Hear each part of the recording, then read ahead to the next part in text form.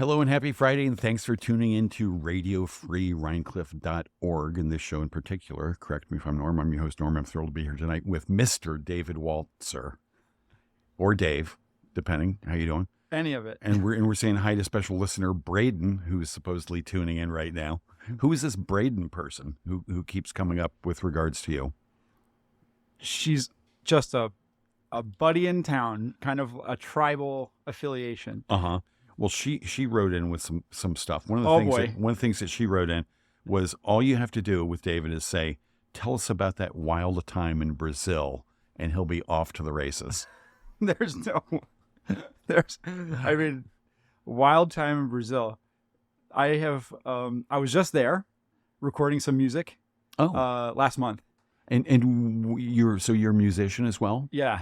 And what were you recording, and why Brazil?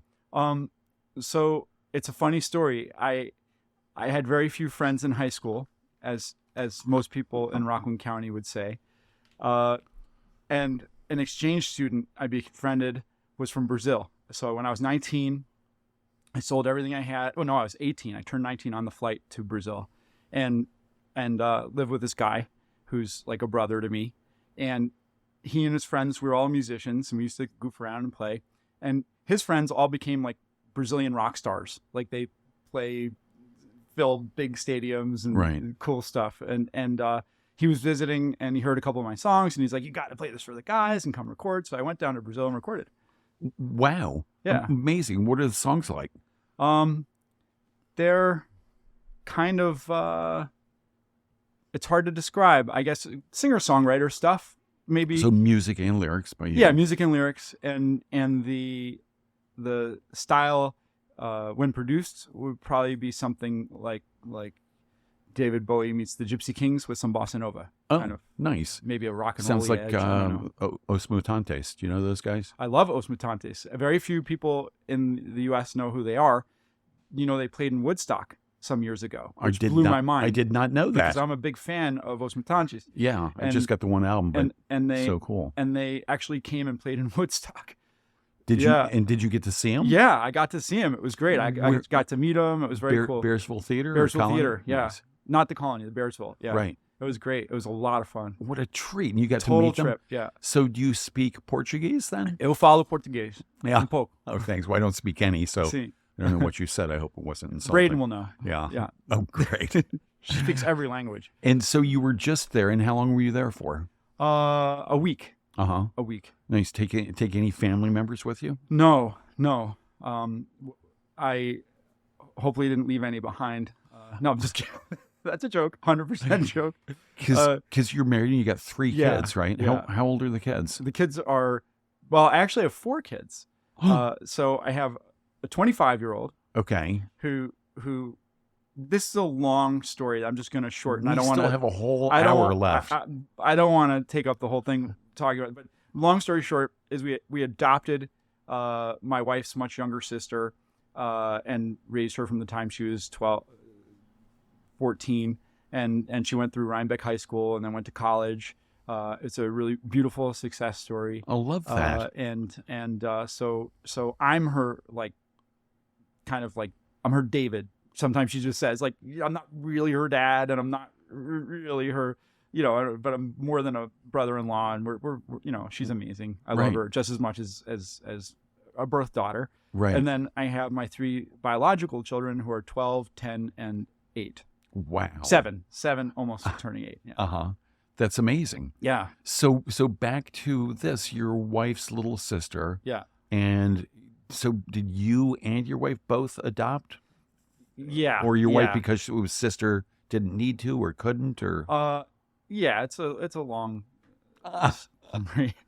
but yeah, we adopted her and brought her over and over from where? From Kyrgyzstan. Oh. From Central Asia. Wow, sure. Yeah. Huh. And the folks were supportive of all this? Yeah. Everybody was in concert with What this. an amazing, beautiful thing. And so your 3 other kids must love having this kind of cool big sister with a cool story. And totally. Uh-huh. And it's like, when I'm explaining it, it's hard to explain it and not think of Chinatown, mother, sister, mother, but it's, I don't know if you know that reference. Spoiler alert. Yeah. But so come on, if you haven't seen Chinatown right now, you're doomed anyway. Oh, I see. But, I mean, if you've seen that's how you justify dropping spoilers. I don't think that you can give a spoiler penalty if a film's more than 30 years old. Oh, these are the rules? I created that rule. You did? Yes. I see. Now, did you create Hot that rule as part of the Waltzer Law Group? Yes. I'm going to actually put that in the Waltzer Law Group bylaws, that any context of Waltzer Law Group, you cannot be penalized for spoiling a movie 30 years after it's been released. Okay. Unless the person you're spoiling it for is under the age of 15. Really? There. That's Wow. All right. Now I got to ask, have you ever actually sort of written or proposed laws or bylaws or, regulations? I mean, because you just did it on the spot and it sounded pretty good. Yeah. I'm good at faking it. And no, I don't. I think I feel like one of my cases made law once. I can't even remember what it was, especially on the spot. And then I worked for Legal Action Center in Manhattan, and that was an impact law firm, which basically they brought cases forward in order to create law or better define law in a way that would favor their constituency, which was usually people who were discriminated against in various capacities. Okay. So that we made law. I made law working with them, but that was a brief episode, but it felt good to know that we had that impact. I'll bet. Yeah. And you mentioned Brazil, and it made me wonder: did you bring cachaça? Yes, I brought. This is cachaça mixed with lime and brown sugar. It's I don't know if it's a typical technically the Brazilian national drink, but it's pretty called darn the caipirinha. Let's serve it up. Yeah, thanks for bringing that. Happy Friday, everybody. Happy Friday. If you've got caipirinhas at home, feel free to drink along with us. All right, it's so we got cachaça, brown sugar, though I'm sure I pronounced it wrong, and fresh lime juice, and it looks so good. Yeah, it's good stuff. It definitely has a wallop, but it's a good wallop. Oh, good. We'll be slurring our words very shortly here. Yeah. And so your sort of brother in Brazil, does he come this way? Yeah, he was just here. He was just visiting in June or July. And then I was in Colombia for a week, and I went straight to Brazil and to record. And what's the brother's name? Let's toast to him. Jacques. Here's a toast to brother Jacques.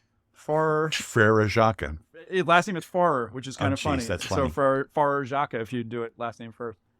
Nice. Oh, that is delicious. Yeah. All right.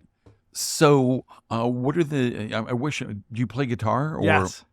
I wish I'd have known you could have brought a guitar with and played a little bit for us. So just tell us some of the titles of the songs. Can't Buy My Love, Wish You Were Here. Wait, do they all sound like the titles sound like Beatles songs?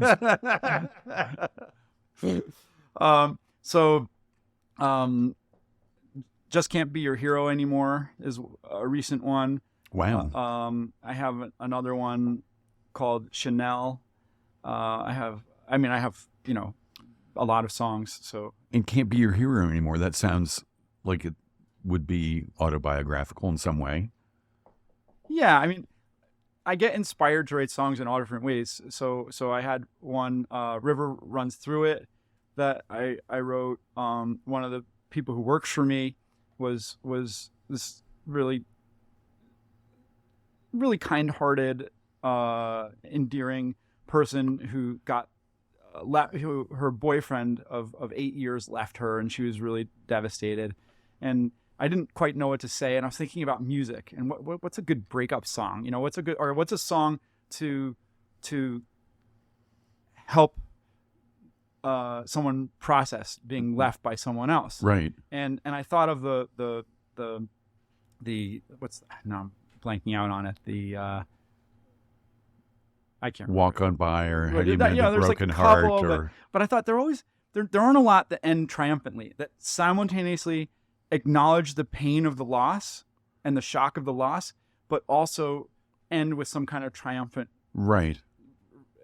finish. And so I wrote one like that. And nice. So this was inspired by this other person, but I try to think about it and tie it to my own experiences, and that's it.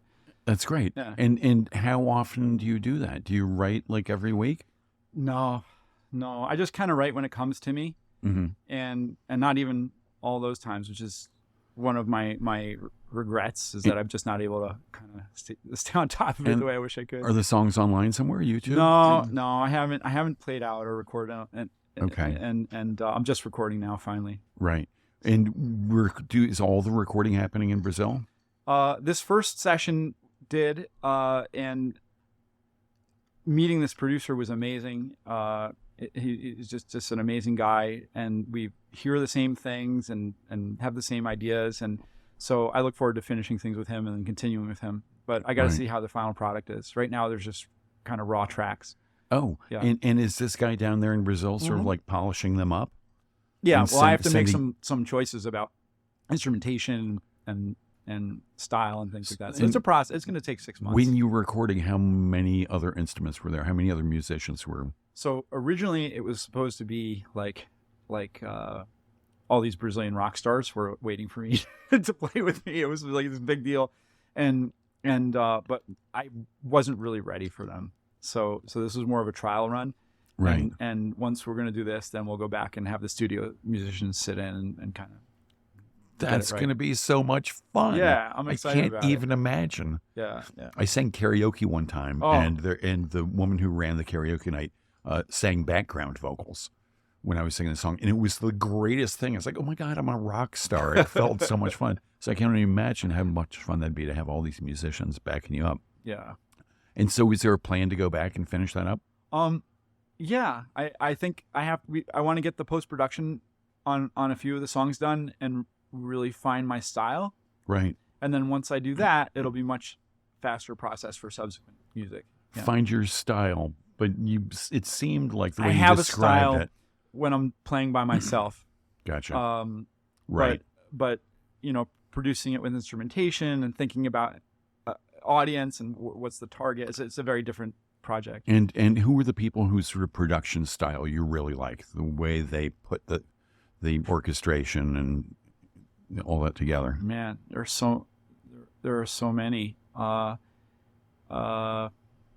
that's a tough one for me to just answer on the spot, because there's I mean, I like all the great stuff from the I love King Crimson, though sometimes their production gets on my nerves a little bit, even though I love their music and I love everything about their early stuff.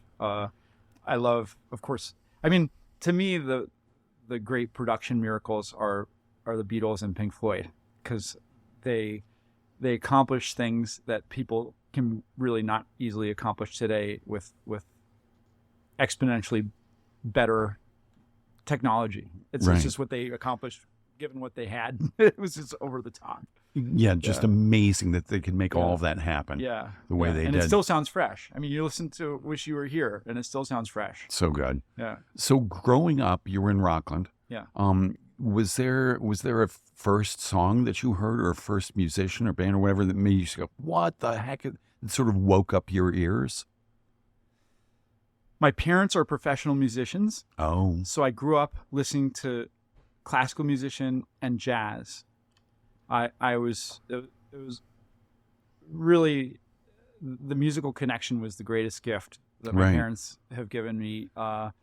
And were they classical musicians or jazz? They were classical musicians, but my father played trumpet. Okay. And played jazz and band music and all kinds of stuff like that. So they turned me on to some. I mean, I got to see Ella Fitzgerald live with Louis Bellson and Pearl Bailey, and I mean, I got to experience music, and then I got tuned into it when I was young, and so even in college, I made it my business to dial into jazz, and there just weren't a lot of people of my generation who were doing that unless they were serious musicians, which I wasn't. Right. And so it was remarkable how welcoming that community was. I was just I was this white schmuck from from Rockland County, Yeah. and I was getting to hang out with these with Milt Hinton and all these amazing legends that. And did you play an instrument at that point in time? I goofed around on instruments. I played piano a bit. But you weren't in band in high school or anything like that? I was not really competent enough to sit in with serious guys like that. Yeah. No, but you probably could have been competent enough to play in the high school band or... Yeah. But that's, I mean, what does that say? I don't know. I don't know. And did you have siblings? Yeah. Oldest of 4. Oh, wow. Yeah. And so did any of them grow up to be professional musicians? No. I'm the most musical of the 4. Followed, or I mean, I wouldn't say followed. That's not fair. It's not fair to say I'm the most musical. I take that back. That's good. I retract that, Your Honor. Strike that. Please. Yeah, the siblings are all pulling the pin out of the right now. No, yeah. The chance that any of my siblings would hear this ever are so low that I could really pretty much say anything. But so my sister made my next youngest sister made the most progress musically of any of the siblings. She became a very proficient classical pianist. Oh, and then she didn't do much with it thereafter, but she up to a point got much deeper into it, able to read music, sight read, do all kinds of cool stuff. And then my much younger sister is very into hip hop, particularly underground hip hop, and she even has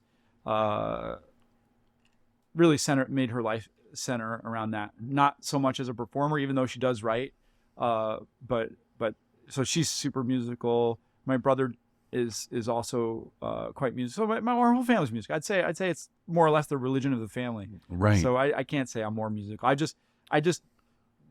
think of the siblings, I'm the one who does more. I still write songs regularly. My little sister probably also does just as much with music. Are you close with them?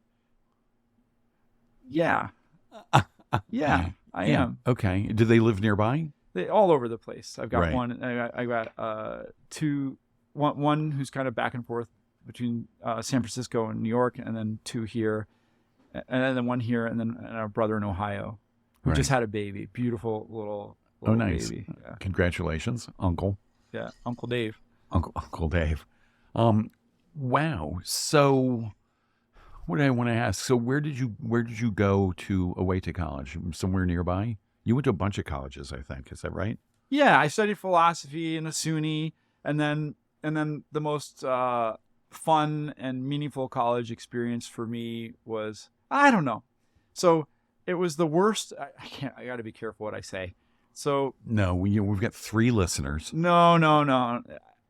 So I did a master's at Baruch. That might not even be on your list, and graduate, and that was frustrating for me because it wasn't as intellectually ambitious as I wanted to be. It was almost very practical, and a lot of the people were doing the degree with me in order to get a raise or be able to work in a higher level Right. administrative capacity. And it was a master's in public policy? Yeah. And that was, I felt a little bit frustrated by that. But on the other hand, some of the professors in the program were brilliant and, Right. and inspiring. And so in that program, I got to be a consultant for a lot of organizations it was a very powerful experience, like the Ethical Culture Society. I did my thesis there on the Ethical Culture Society, American Ethical Union. I worked for the Upper Manhattan Empowerment Zone as a consultant for businesses that would have been displaced by gentrification, but they were receiving funding and consulting in order to help them thrive in Harlem.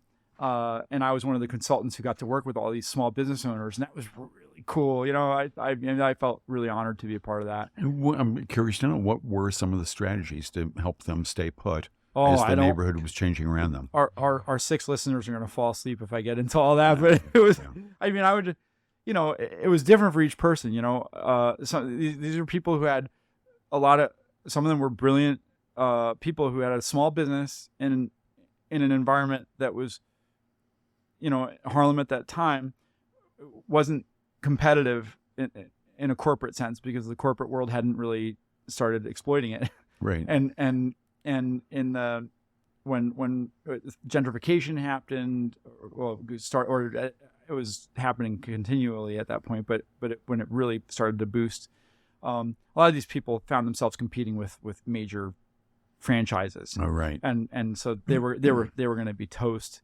if they didn't get a little more careful about managing records and making hard decisions and thinking with in a more quantitative way about things. Right. So it was just basically consulting for people who probably would never have had the ability to afford that kind of consulting, and we saved several of them. Sounds a like couple of them I think are still there. I'm really, really proud to say. I love that. So that must have been fairly rewarding.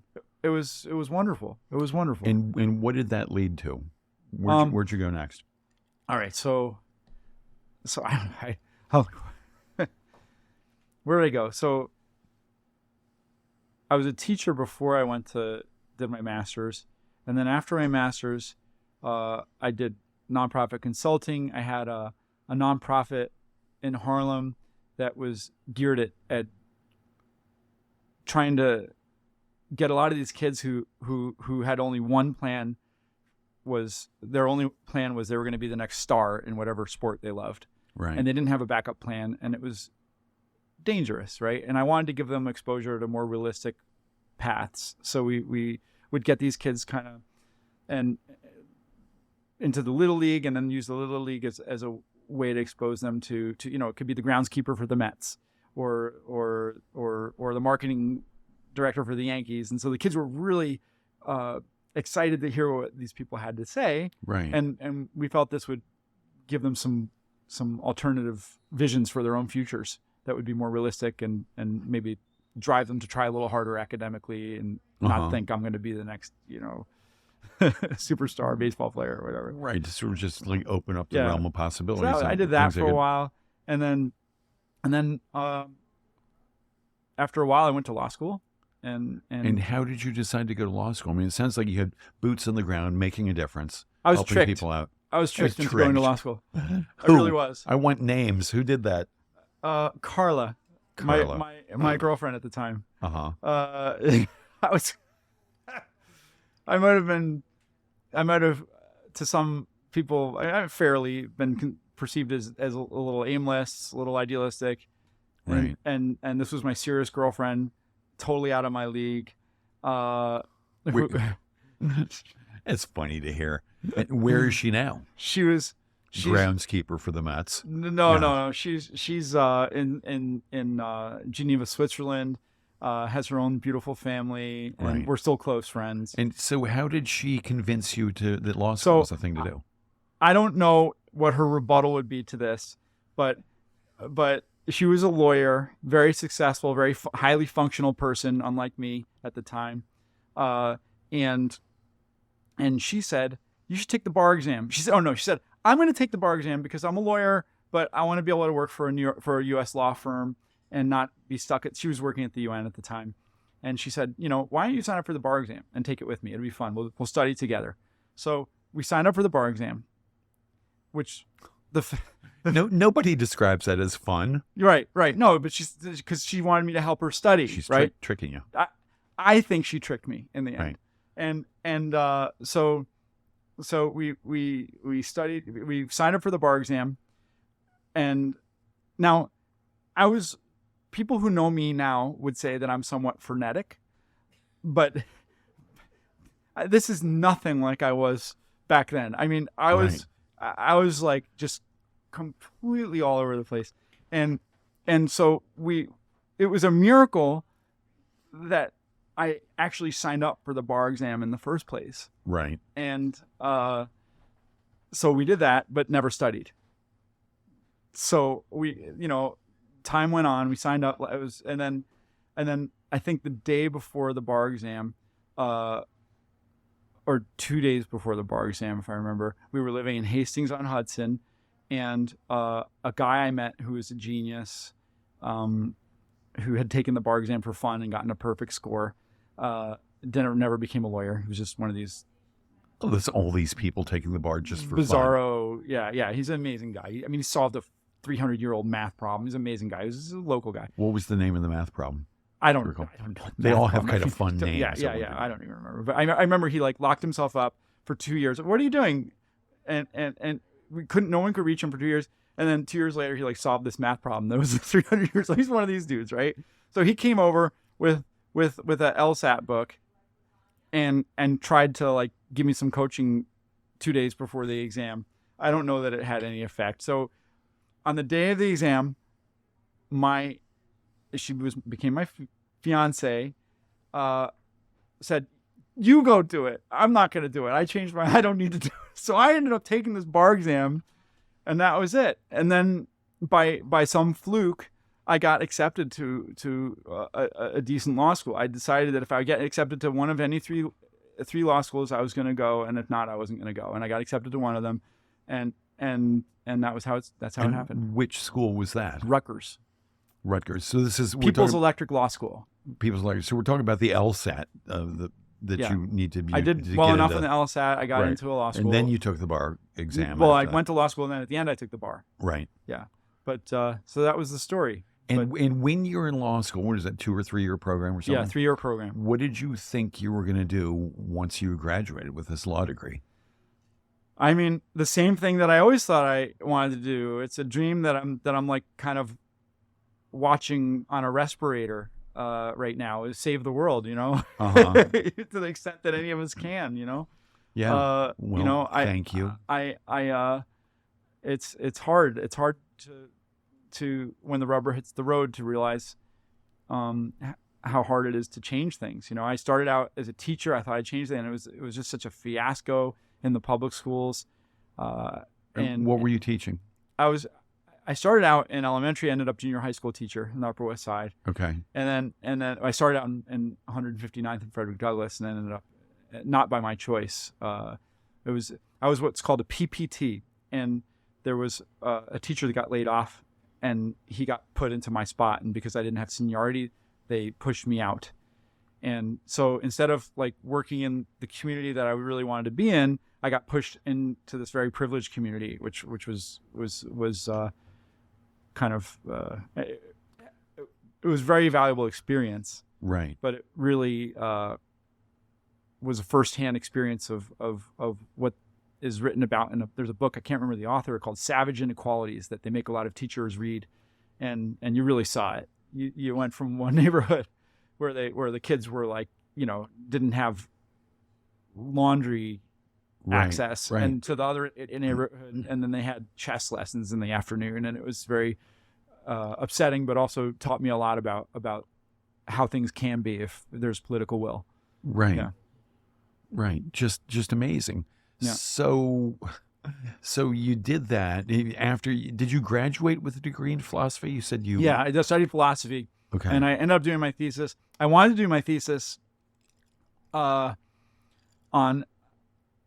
this concept that I've still never seen anyone write about. Maybe someone will hear this and write about it, but I noticed a similarity between the social function of irony in Western culture and karma in Eastern culture. Okay, lay it on me. And I wanted to do my thesis on this because I thought it was like, I don't know, I thought it was amazing. I thought, here's 2 iterations of human beings. People might disagree with this next statement, but projecting some kind of moral context onto the universe. One is the irony, like, oh, he cheated on his wife, and then his new wife cheated on him. It's irony. There's a moral consequence, and the same with karma. How you behave, how well you stick to your dharma. I mean, that's an issue, but you have this karma that comes to you based on your choices, and to some extent, I mean, it's much more complicated than that. But I thought this was really fascinating, and I wanted to kind of find similarities or do an analysis of this. I thought this was a great question. This is your undergraduate work. Right. And Purchase? I tried to work on it. Yeah, Uh-huh. at Purchase, which has The best weed.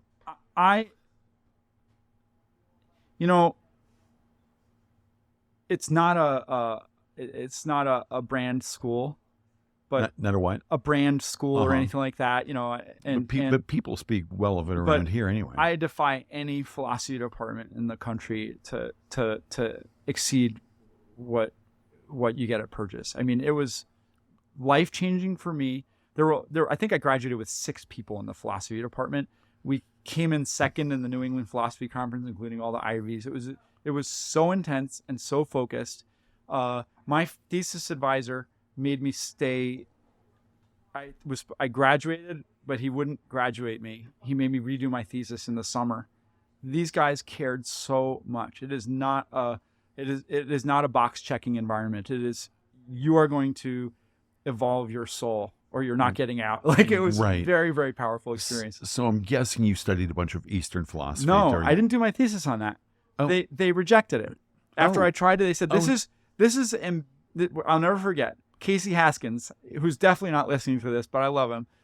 He was your thesis advisor? He was my thesis advisor. Okay. He was a young professor. Hello, Dr. Haskins. And I'll never forget what he said to me. He said, this would be an ambitious PhD dissertation, and it's unrealistic. He's like, it's a great idea, but no.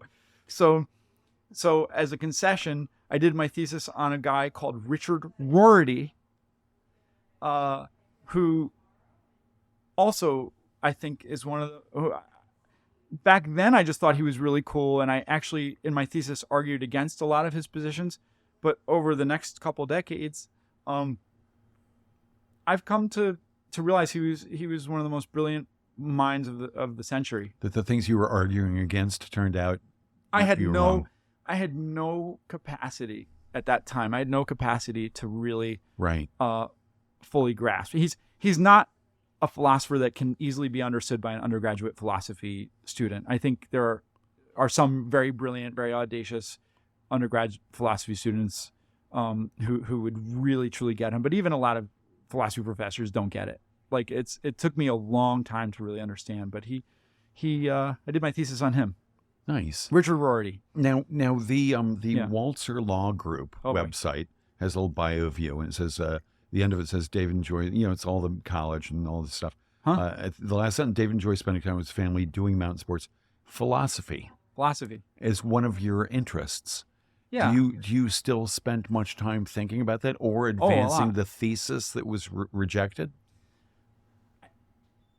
I haven't thought about the rejected thesis, but I constantly think about Richard Rorty, who I could never have summarized this back then, but in a nutshell, basically says, we're trying to find truth in society that we can use as a gavel to kind of dictate behaviors. And that's the wrong question. He said the entire Western tradition is the seeking of truth. It starts with the appearance reality distinction going from Plato, right? And we're trying to get through the appearance to the reality. And then what do we do when we have that reality?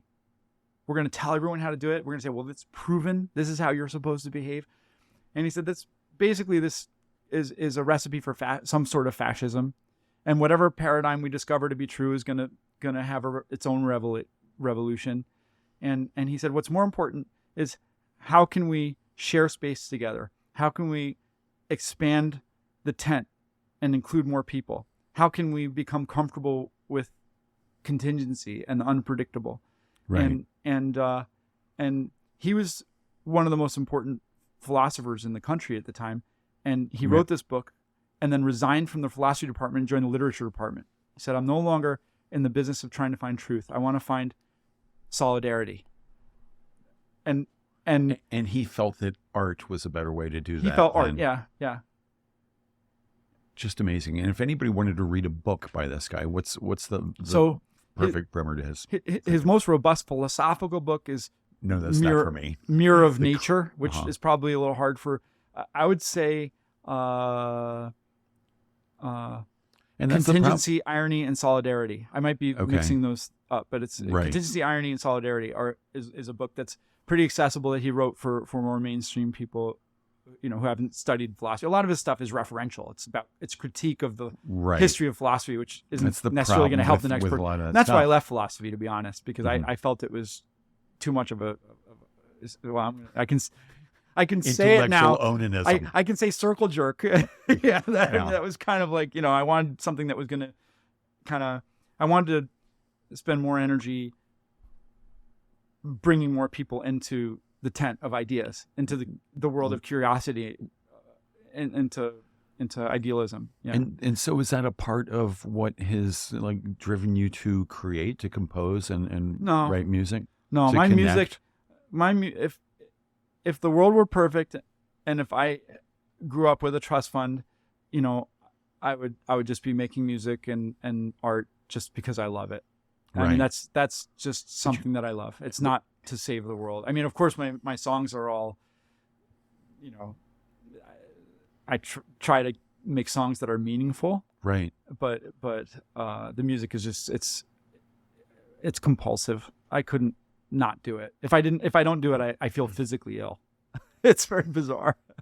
Right. It's amazing. And so for you personally, I mean, has there been music or lyrics or books, art in the world that has really helped your worldview progress and find peace? Yeah.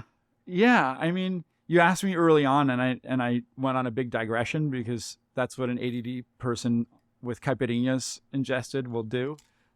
These were so good. Thanks for bringing them. I'm glad there's more, But, my parents raised me on classical music and jazz, and that is very powerful. My daughter the other day just asked me, "What's your favorite song?"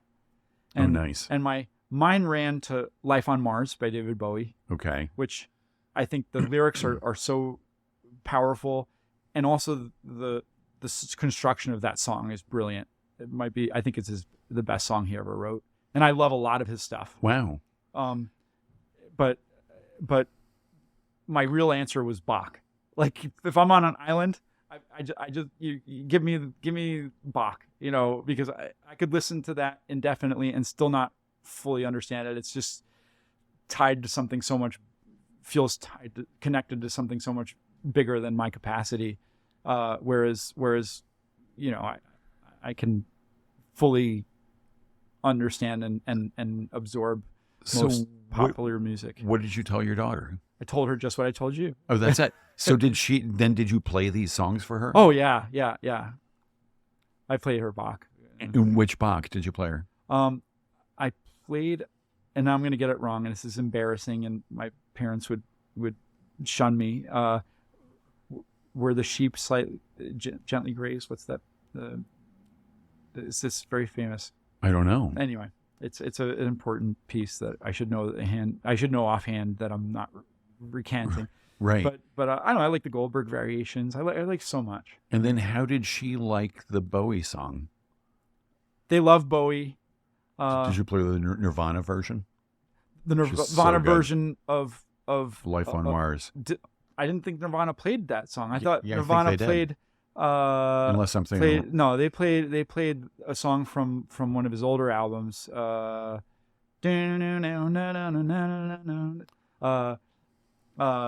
Yeah, it's funny. I'm not nervous per se, but my brain is not fully firing with the song fighting in the dance hall. Old man. Yeah, look at those. Nirvana did that one.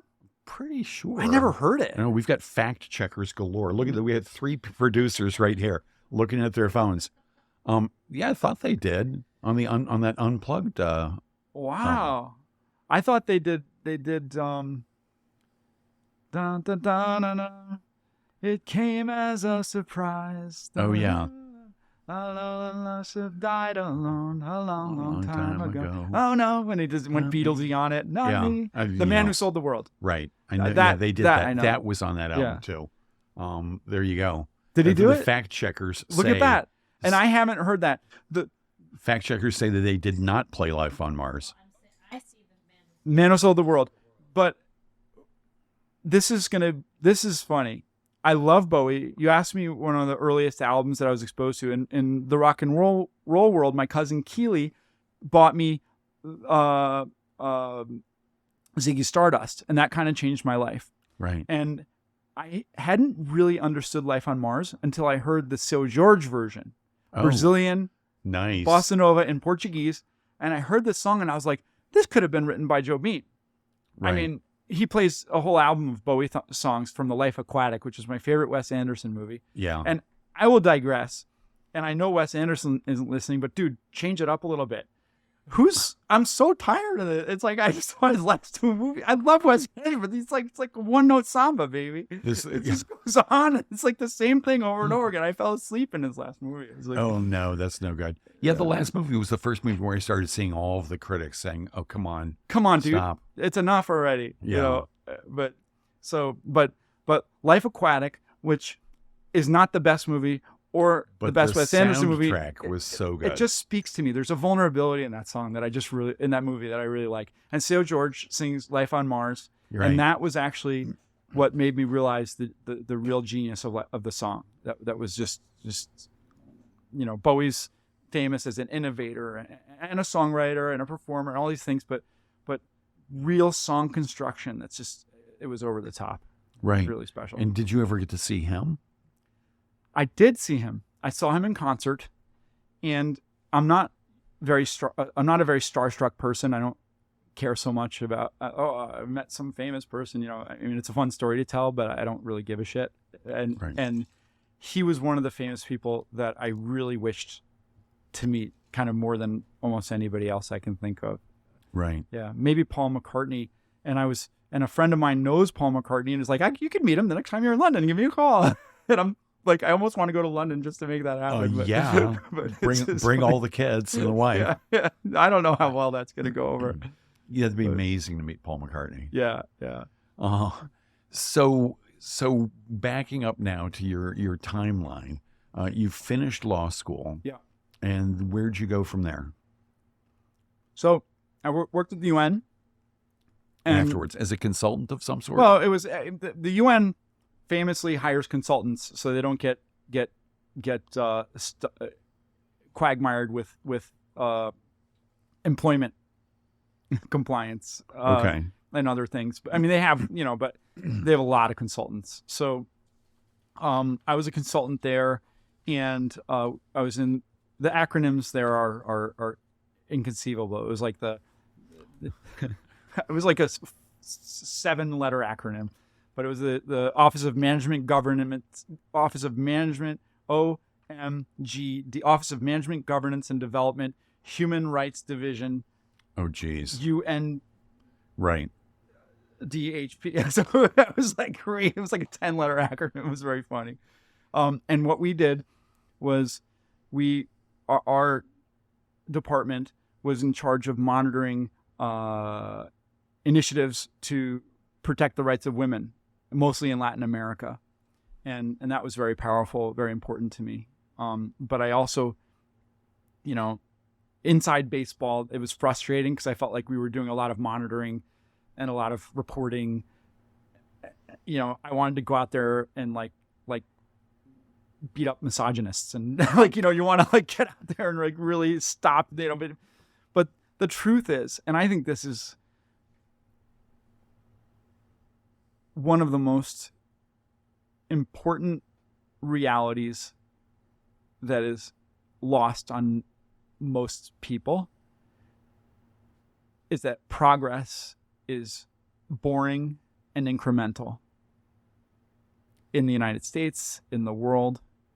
And we all want to scream from the rafters about injustice, and I think that's good. We should, but we also have to recognize that it's tedious. Progress is tedious and boring, and you want it that way, because when progress isn't tedious and boring, there's bloodshed.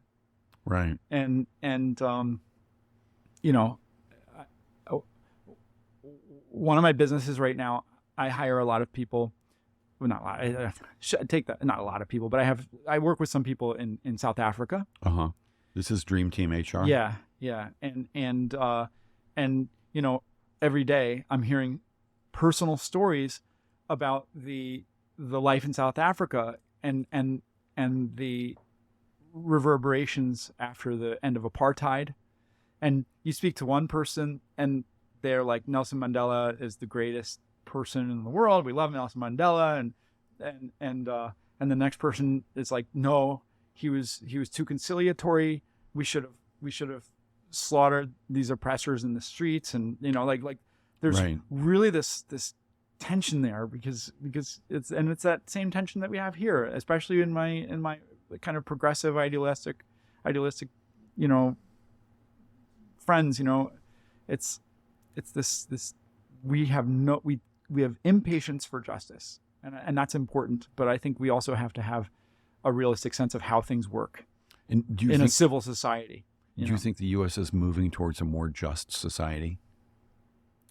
I've been having this argument with friends on both sides of the aisle. And I have a very unpopular, I think. Oh, good. So I do think we're moving towards a more just society. I just had this argument yesterday with somebody who told me, "Wow, what was the book, Our Better Angels, that came out some years ago, and it was refuted." And he said, "Oh, that was bunk." And I'm with Martin Luther King. I think the arc of history bends towards justice, and I just think about, in my little lifetime, the difference in this world. And by saying this, I don't in any way want to disincentivize, action, intense and focused action on fighting for justice. But in my little lifetime, you think about what's happened for the gay community, the trans community. Wasn't even allowed to exist when I was a kid, more or less. And now, it's there's really places in this world where they can live a pretty normal life. Right. Not Florida. No, definitely not Florida. Not even 20 minutes from Rhinebeck. And it's there's so much to grow. There's so much more to do. But I think it's unfair to deny the progress. And I think it's unhealthy to deny the progress because it demoralizes. It creates a defeatist attitude. I think if we recognize some progress, it says, hey, there is some utility in my vote. There is some utility in my campaign, in my Facebook post, in my argument with the person that, don't give up. Right. But if you believe there's been no progress, it's not going anywhere, it's all going backwards, well, then what's your incentive to try? And is that what the person you were discussing with us yesterday said? That it's all going backwards? Yeah. A lot of people, I think the same way. I think I'm not going to get too political, but there's a lot of talk about how a lot of people on the right are go down the doomsday rabbit hole, listening to Fox News and all this other stuff. And I think a lot of people on the left also go down a little bit of a doomsday rabbit hole. And I think it's important to be optimistic. It doesn't mean we have to be complacent. It doesn't mean we have to be complicit. But I think optimism, hope, takes us far. I'm not a religious person, but I think that faith, not necessarily faith in something superstitious or magical, but just a belief that we can be better than what we are. And that we're making progress. And that we can make progress, and that there's a reason to fight and something to fight for. Right. I think that has an inherent value. And sure. So I'm generally critical of rhetoric that would diffuse that would make people not have that hope and that faith. Right. Well, that's an optimistic point of view. Yeah. You said I'm an optimist. I feel like I have to be an optimist. What's the alternative? Well, there's plenty of pessimists out there building bomb shelters and buying extra guns. Well, I don't. Right. And there are other ways. You said you're not religious. Were you raised religious? No. Okay. I mean, my grandfather was the president of a conservadox temple. Okay. Jewish. Okay. I was bar mitzvahed. My bar mitzvah. Were you bar mitzvahed just to appease grandpa? Not because your folks really felt strongly about it? People didn't think about it quite as deeply in the suburbs of New York at that time. So it wasn't so much, there wasn't so many options for variation. It was kind of like, yeah, of course, that's what you do. You're Jewish, you get a bar mitzvah, Right. But my grandfather, he was a very intellectual. He didn't have a lot of he didn't have a high level of academic training, but he was very intellectual, and he kept in touch. He had a lot of really smart interlocutors, and he didn't have a naive or rote sense of theism. It was pretty sophisticated, and we had a lot of deep talks. And then my family became ethical humanists. Right. So, and you said your wife was from Kazakhstan? Kyrgyzstan. Yes. So is she religious? What are they over there? There's Muslims and yeah. So it's Muslim, but it's is it all Muslim? It's all Muslim, but it's not like other stands. It's the most secular of the stands. Okay, stands. Yeah. And her her parents were educated in Russia, and they were Muslim, like to the extent of, I don't even want to say Reform Jews, not even as much as a lot of Reform Jews. They were just kind of like, Salam Alaikum. It was about Ramadan, congratulations, but it's not. They were secular. And so, are you all raising your children with any religious education? It's hard, We're not. And it sounds like neither of you feel especially strong about your heritage. But I'm conflicted. I'm conflicted because I feel like religion is I love Christopher Hitchens. I've met him. I've talked with him before he passed. Right. He's, if I'm getting it right, he's not really a friend of religion. Very hostile towards religion. Yeah. He's the Pope of atheism, maybe. I don't know. That's not fair. They're, maybe. But religion can maybe Spinoza would be. I don't know. But can often be a source of the optimism that you're liking. So I feel like the Christopher Hitchens and the Dawkins positions are essential, and I support them. And they're essential because of the present cultural war we have with the American Taliban, these right-wing religious fanatics. Right. And so our radical atheists are essential, I think, and valuable, because they're really infusing a very austere sense of rationalism and critique of a lot of nonsense that I think is useful. But I would say, go on. Sorry. Taking it outside of the context of a cultural war, I think religion is not just religion. It's not just theology. It's culture. It's history. It's habits. It's behaviors. Right. And I think to throw the baby out with the bathwater is a little bit naive about what religion is and the depth of it and the importance of it.